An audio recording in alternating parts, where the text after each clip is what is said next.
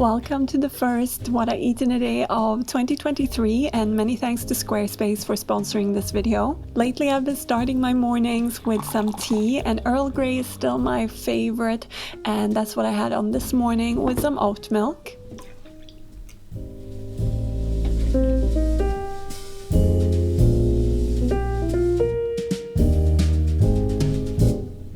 Along with my tea, I had half of a ruby grapefruit, and I thought I'd just demonstrate how I like to cut it for eating it with ease. So I just half it and slice off some of the pith on the bottom so that it can stand level.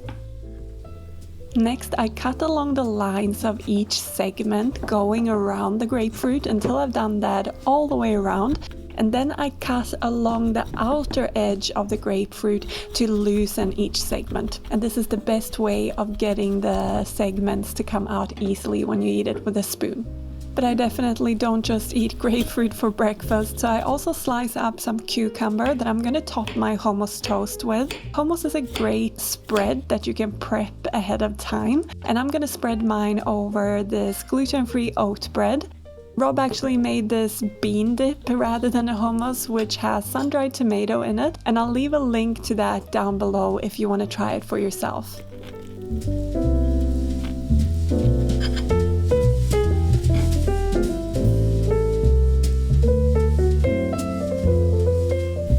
To take this combo to the next level, I like to sprinkle some everything bagel seasoning over the cucumber, which adds a nice crunch and lots of flavor too.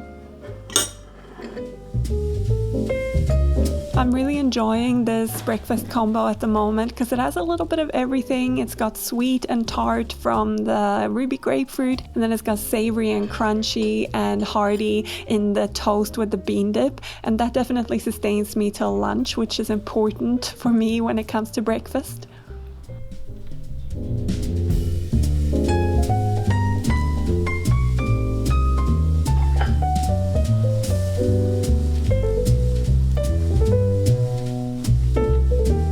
Recently, Rob suggested we get these little dispensers for our supplements as well. So I'm taking my probiotics, some omega-3 and vitamin D because it's seriously dark here in Sweden, as well as my B12, of course.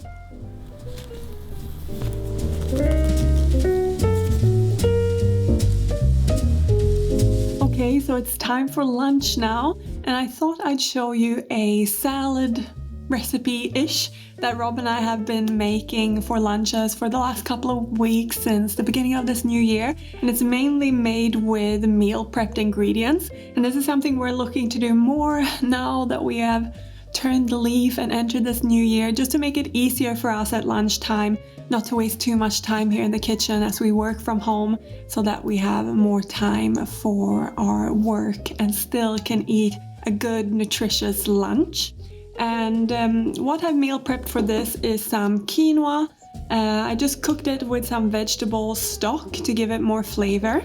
And then I've also, or actually Rob has meal prepped roasted veg. And we went a bit all in, so we've got some winter veg up here, some butternut squash and some beetroot that we roasted for longer than what's in this one, which is some tomatoes and some red bell pepper.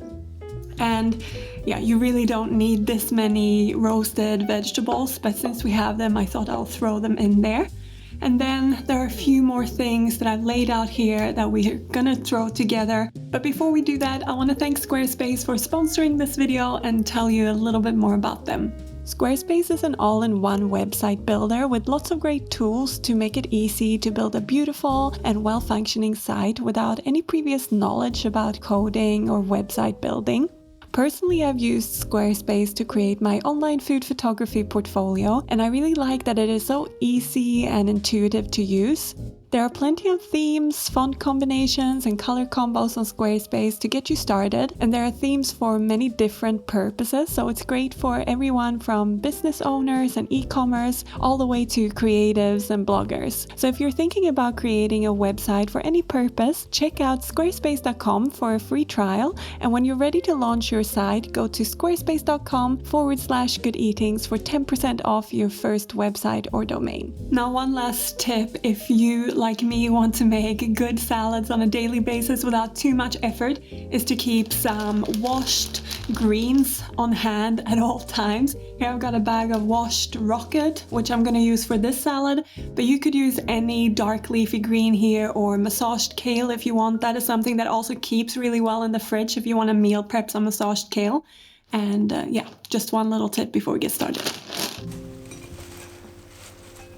So to build this go-to lunch salad at the moment, I just start with a bed of greens and then I top that with a sufficient amount of quinoa. It depends on how hungry I am that day. I also like to add some chickpeas, and these were just from a Tetra Pak that I drained and rinsed. Then I pop on all of the roasted veg or whatever roasted veg I have on hand on that day.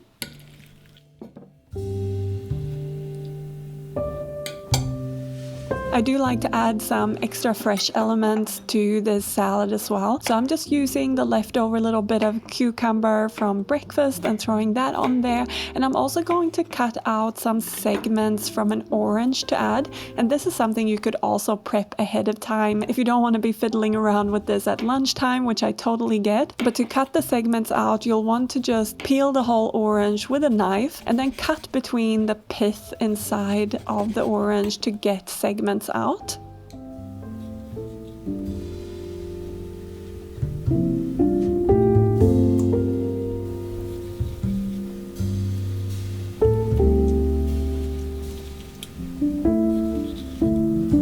There's always a bit of orange left when you do this, and I like to just squeeze that over the salad to sort of get the dressing started, if you will. And then I pop the segments into the bowl as well. But I definitely do a more traditional dressing as well, because orange juice isn't quite gonna do it. So I mix some olive oil with some white wine vinegar, as well as grab some grainy mustard to add in there.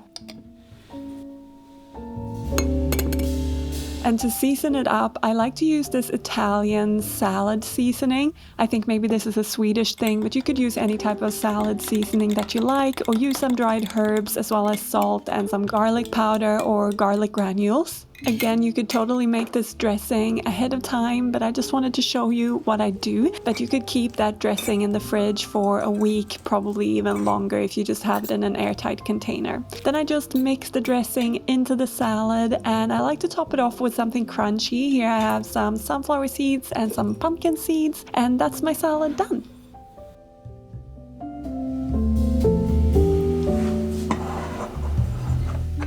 So I don't know if maybe that seemed like a lot of ingredients for a salad, but I really think it's worth it. Building a salad in many layers with many different components makes it more interesting to eat, and including different flavors, different textures, really makes a salad great. If you don't do that, you might find something's lacking or you might get bored, but I think the salad won't bore you.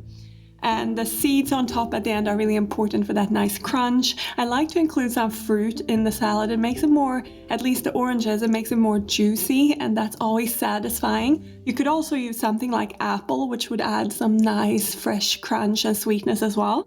I did a video last year about how I like to compose salads to make them really satisfying. So I'll link that down below, or maybe in a card here for you if you're interested.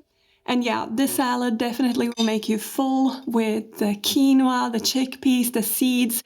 It isn't just greens. So yeah, I look forward to having it now.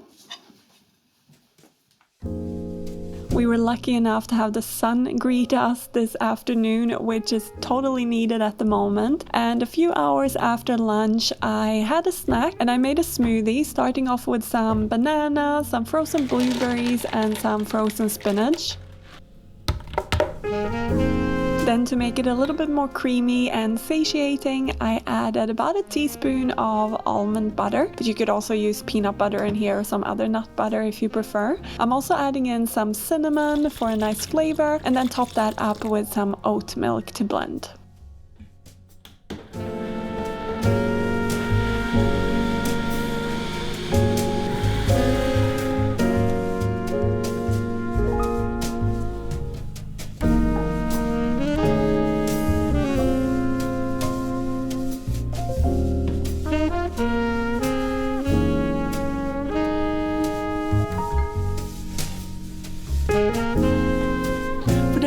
tonight I'm going to make a dish that I posted the recipe for on my website just a little bit earlier this month. It's the first recipe that I'm bringing you all for this year. And it's a really hearty and delicious ragu that's made with lentils and mushrooms over a mash that's made with parsnips and potatoes. And I've prepped the parsnips and potatoes, so I'm going to just show you how to make the mash, but I will show you the full step-by-step guide how to make the ragu. It really is very delicious, a super nice winter warming dish, and you could even serve it with pasta if you prefer, or whatever else you can think of. So let's make it.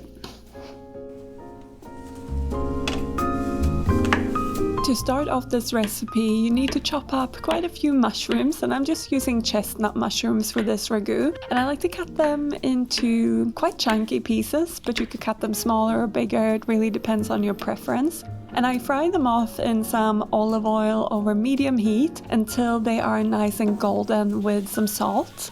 This process can take anywhere from 5 to 10 minutes depending on how much liquid your mushrooms contain, but just keep an eye on them and move them around once in a while. But also in the meantime, chop up some shallot and some garlic, which we will fry with the mushrooms once they've turned golden to give the ragu lots of nice flavor.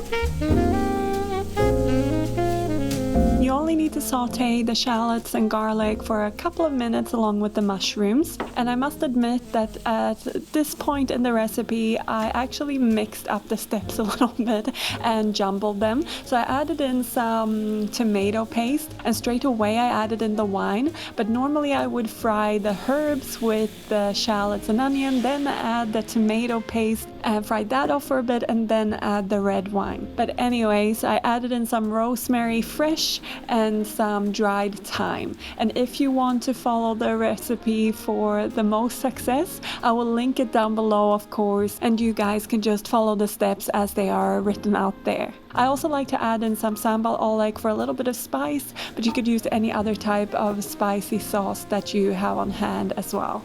Here I'm mixing some water with some soy sauce as well as some light miso paste and some vegetable stock powder, and this will make the base liquid for the ragu. I'm also adding in some cornstarch here, which will thicken it and make it a nice texture.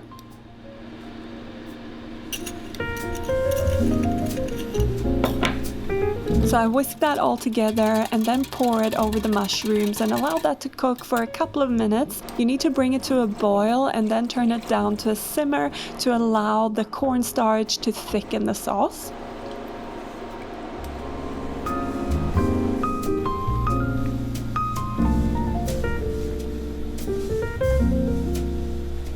Once the sauce has thickened like a nice gravy, I add in some cooked beluga lentils, but you could also use green lentils, brown lentils, whatever lentils you have on hand that keep their shape well. And I let that cook together for a couple of minutes and then set that aside while I finish my mash. And as you can see, I have boiled the potatoes and parsnips cut into cubes to make it a bit quicker. And to that, I like to add some vegan butter along with some unsweetened soy milk, and I season that with salt and pepper before I mash it with a potato masher. And it's really that simple. It makes it nice and creamy with the butter, and the soy milk I think is the best for this as it doesn't really have a sweet undertone.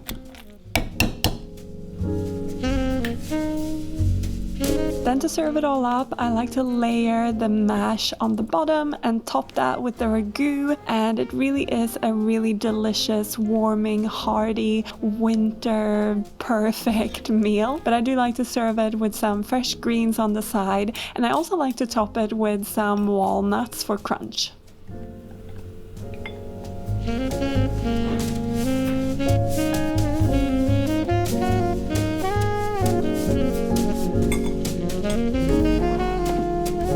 This is my favorite type of meal to eat for dinner in winter. Something warm that's like a hug in a bowl. It really lands like a little pillow in the belly. But I do like to serve it with something fresh on the side just to keep things interesting, so you can swap in between like I did with this green salad here. And I just put some of the leafy greens I used before, I was gonna say, but actually I used rocket before, and this is mixed greens. Then I put some finely sliced fennel, finely sliced onion and cucumber. Then I just dressed it with a little bit of vinegar, olive oil, and the same seasoning as I used for the dressing for the lunch salad. And yeah, I'm very excited to eat this. I hope you enjoyed spending the day here in the kitchen with me. Thank you very much for watching, and I look forward to seeing you in the next video. Take care, everyone.